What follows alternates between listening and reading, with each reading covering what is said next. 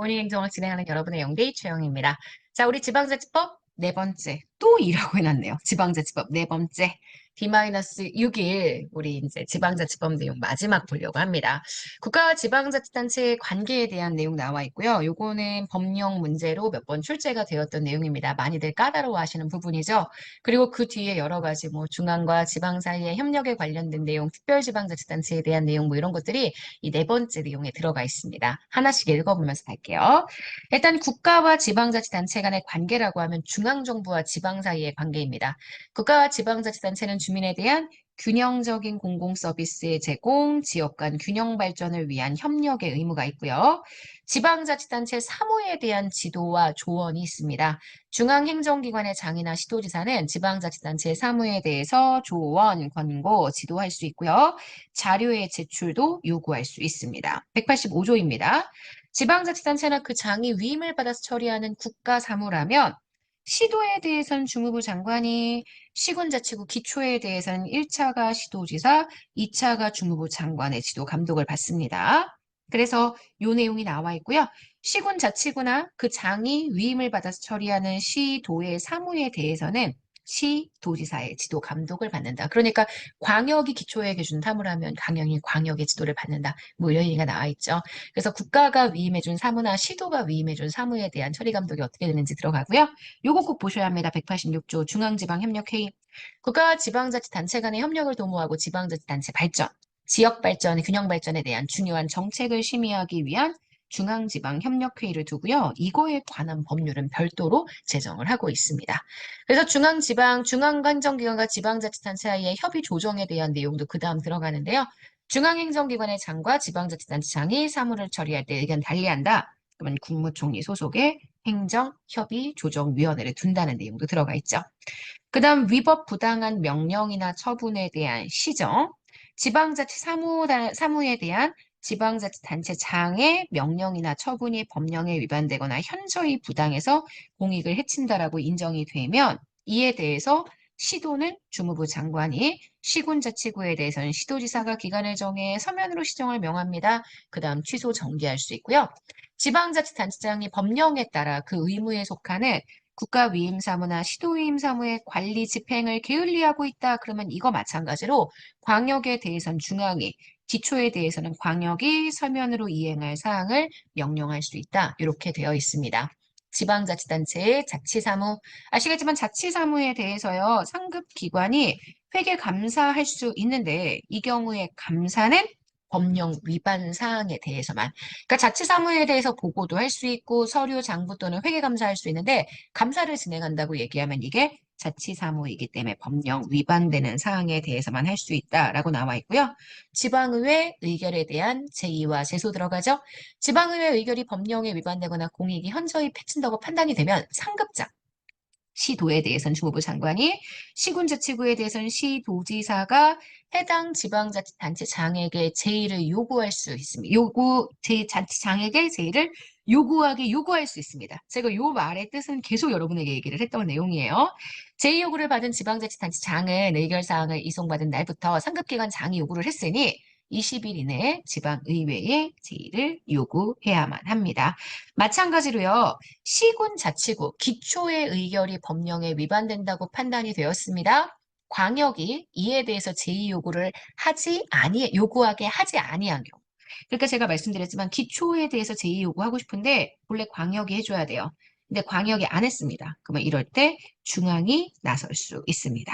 그래서 주무부 장관이 직접 시장, 군수, 구청 자치구의 구청장에게 제의를 요구하게 할 수 있고 제의 요구를 받은 애들은 20일 이내에 제의를 요구해야 한다. 이런 내용들이 나와 있죠.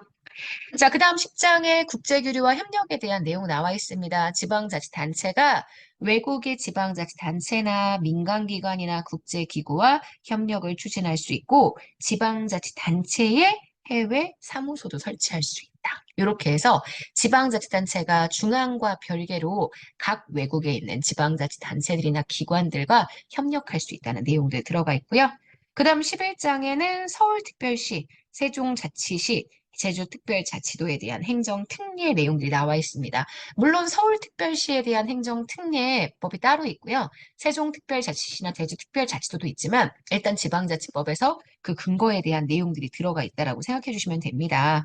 그래서 자치구의 재원에 대해서 조정하는 내용 들어가 있고 서울은 수도로서의 특례, 세종이나 제주는 원래 그들 지역이 가지고 있는 행정체제의 특수성에 따른 특례를 둘 수가 있다. 그래서 각각의 여러 가지 추가적인 특례들을 둘 수 있는 조건에 대해서 쭉 한번 설명을 하고 있다. 이렇게 봐주시면 되고요. 그 다음 특별지방자치단체가 마지막으로 들어가 있습니다. 특별지방자치단체는 2개 이상의 지방자치단체가 공동의 목적을 위해 광역적으로 사무국을 설립할 필요가 있을 때 특별지방자치단체 설치를 하는 거고요. 이게 자치단체 조합보다는 조금 법적으로 강력한 형태입니다. 그래서 지방자치단체의 의회 의결을 거쳐서 행정안전부 장관의 승인을 받는다는 내용들이 들어가 있고요. 행정안전부 장관이 공익상 필요하다고 인정이 될 때에는 특별지방자치단체 설치, 해산, 규약 변경 등을 공고할 수 있다라고 이야기하고 있습니다.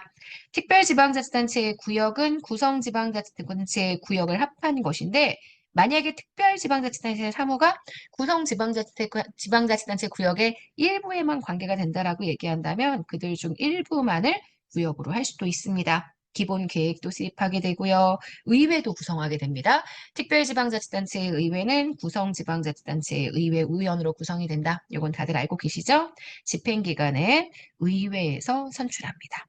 그리고 구성지방자치단체장이 특별지방자치단체장을 겸할 수 있다는 내용도 들어가 있습니다. 경비도 구성지방자치단체가 함께 부담하게 되고요. 가입할 때 신청도 할 수 있고요. 해산도 가능합니다.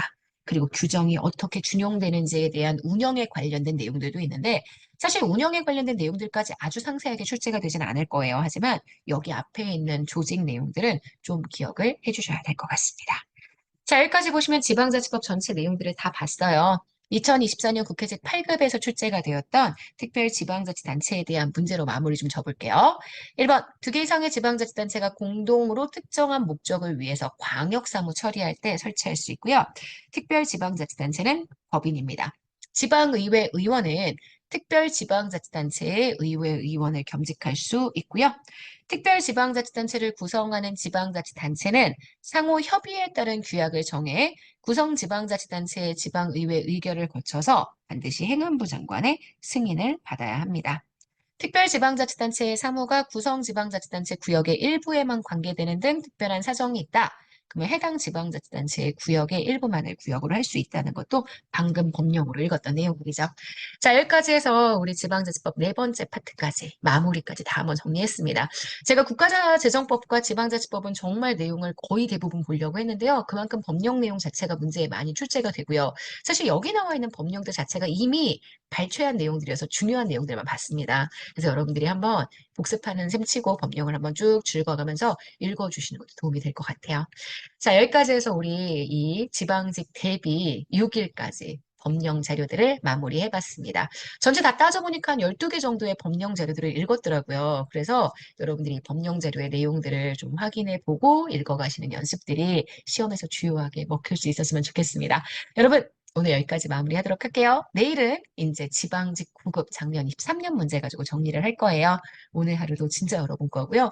후회 없는 일요일 보낼 수 있으면 좋겠습니다. 여러분, 우리는 건강하게 내일 아침에 또 만날게요. 여러분, 안녕.